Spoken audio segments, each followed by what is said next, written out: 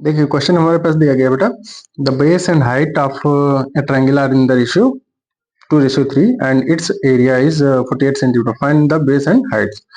तो बेस और हाइट का जो रेशियो दिया गया है, बेस एंड हाइट, तो base upon height is equal to 2/3। Ratio को हम ऐसे लिख सकते हैं, ठीक है। तो ये 2:3 में हमको दिया गया। अच्छा, ये इस तरीके से लिखेंगे, base ratio height equal to 2:3, right.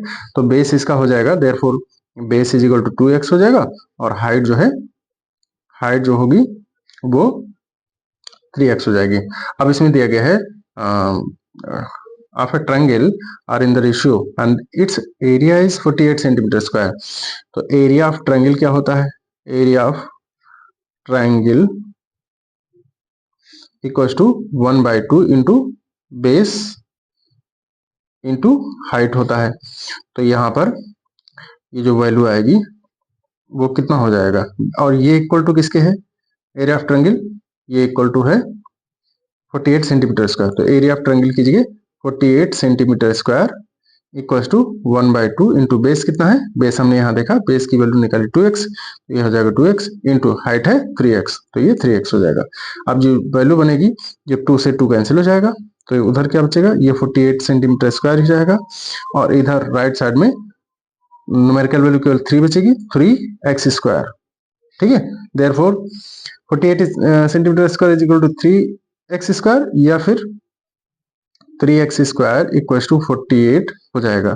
So x square equal to 48 divide by 3, ये जो मल्टीपल में था वो उधर जाएगा, डिवाइड में अरेंज हो जाएगा। और जब उसको डिवाइड करोगे तो 3 × 3 3 16 जा 3 × 3 1 का 18 जा 3 6 जा 18, तो x स्क्वायर इक्वल टू आएगा 16। सो x इक्वल टू √16, तो ये आएगा 4, तो x की वैल्यू आएगी 4। तो यहाँ x जो है हमारे पास 4 आ जाएगा। अब हमको इसमें बताया, पूछा गया था find the base and height. Base कितना है? देयरफॉर बेस जो था वो कितना था? बेस 2x था, तो 2x, और 2x की वैल्यू क्या आएगी? 2 × x हमने निकाला 4, तो 2 × 4 हो जाएगा, and that is equal to 4 2 4 जा 8 सेंटीमीटर में था, तो सेंटीमीटर आ जाएगा बेस।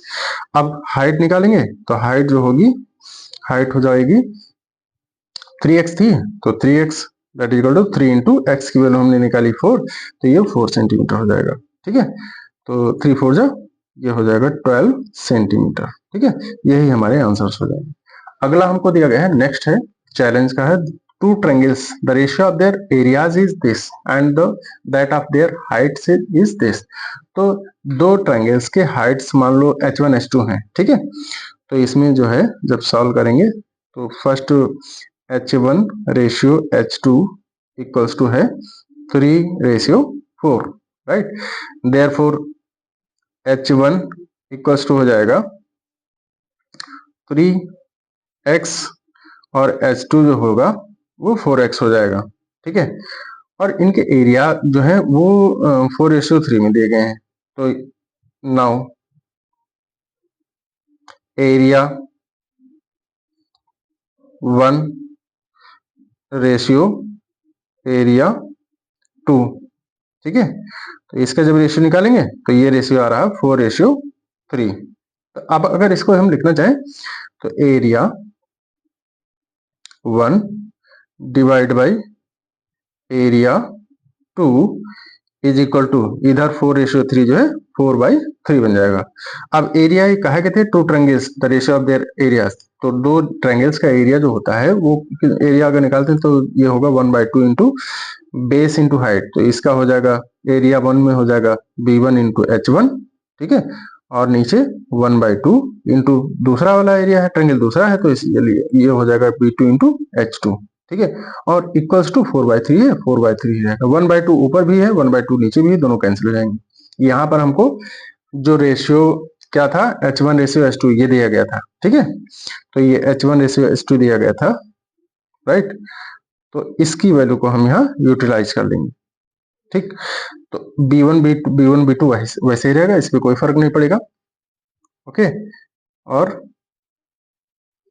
h1 h2 हमारा निकल आएगा। तो b1 की जगह हम b1 ही रखेंगे इंटू h1 की वैल्यू क्या हम रखेंगे 3x, right, divide by B2 ही रहेगा, बेस है ये, इंटू इसके H2 कितना है 4x है, तो ये 4x ही रहेगा। x से x कैंसिल हो जाएगा, इक्वल्स टू क्या बनेगा, इक्वल्स टू इधर था 4/3, ठीक है 4/3 था, ठीक है। इधर b1 की जगह b1 रहा, h1 की जगह h1 की वैल्यू जो हमने 3x निकाली थी वो 3x लिख दिया, फिर b2 ही रहा, h2 की वैल्यू जो 4x थी 4x हमने लिख दिया। अब यहाँ देखो लेफ्ट साइड में आपके पास बचेगा b1 इंटू 3 और अपान b2 इंटू 4 इक्वल्स टू 4/3। अब यहाँ पर b1 अपान b2 ही लिखिए, इसके साथ में जो कुछ भी था वो राइट साइड में भेज दीजिए। राइट साइड में पहले से 4/3 था, इधर डिवाइड वाला 4 जो हो जाएगा वो न्यूमरेटर में वहां मल्टीपल हो जाएगा, और जो न्यूमरेटर वाली वैल्यू जाएगी वो डिनोमिनेटर में मल्टीप्लाई हो जाएगी। तो ये बनेगा क्या, ऊपर आएगा 16 और डिवाइड बाई 9। सो यहाँ पर हमको क्या मिला, b1 upon b2 equals to 16 upon 9। Therefore ratio अगर हमको पूछा जा रहा था रेशियो ऑफ देयर बेसिस, तो बेसिस पहले का बेस क्या होगा, b1 होगा, b1 ratio b2 equals to 16 पहले लिख दो, रेशियो 9, ये जो है उसका रेशियो आ जाएगा, ठीक है। This is the answer, okay.